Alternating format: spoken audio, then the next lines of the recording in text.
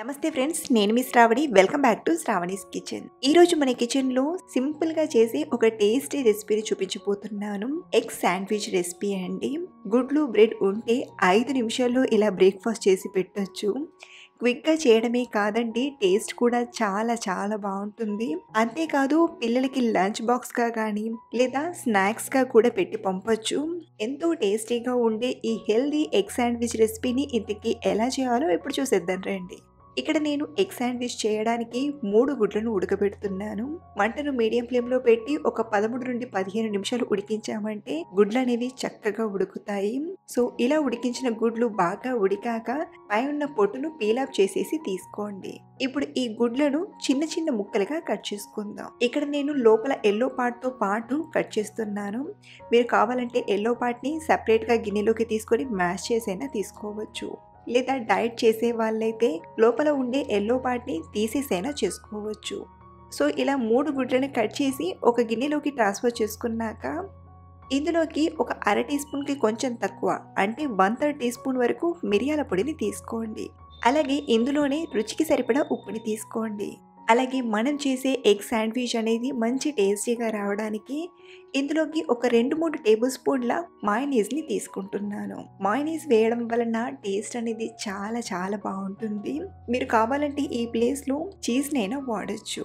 ఒకసారి వీటన్నిటిని బాగా కలపండి. చూడండి, మనం ఇలా కలిపేటప్పుడు ఇదంతా కూడా ఒక పేస్ట్ లాగా రావాలి. ఎగ్ ముక్కలు అనేవి దేనికవి విడిపోతున్నట్లయితే ఇంకొంచెం మయోనైజ్ని వేసి కలిపారంటే సరిపోతుంది.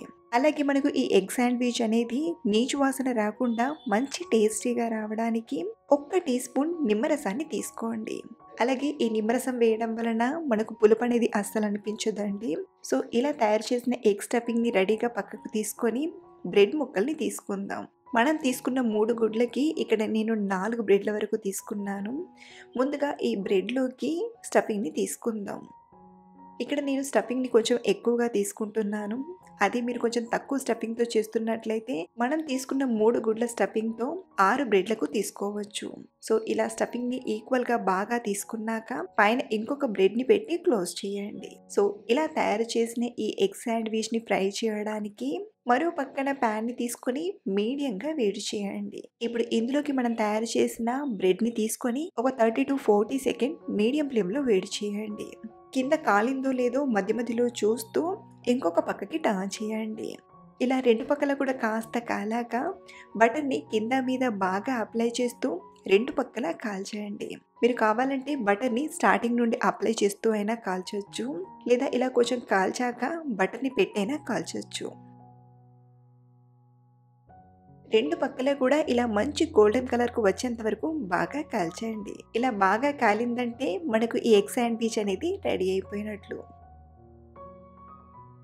అయితే మనం సెకండ్ బ్రెడ్ని కాల్చడానికి ముందుగా ఈ ప్యాన్ని టిష్యూ పేపర్తో కానీ లేదా ఏదైనా క్లాత్తో కానీ క్లీన్ చేయండి.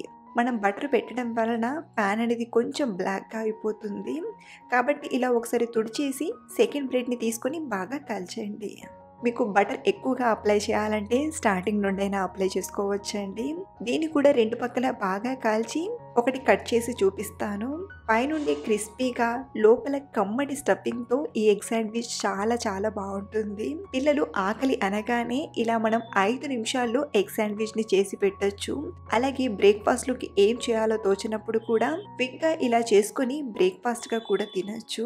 సో ఫ్రెండ్స్, ఈరోజు చెప్పుకున్న ఈ క్విక్ అండ్ టేస్టీ రెసిపీ మీకు నచ్చితే ఈ వీడియోని లైక్ చేసి మీ ఫ్రెండ్స్తో షేర్ చేసుకోండి. Thank you for watching.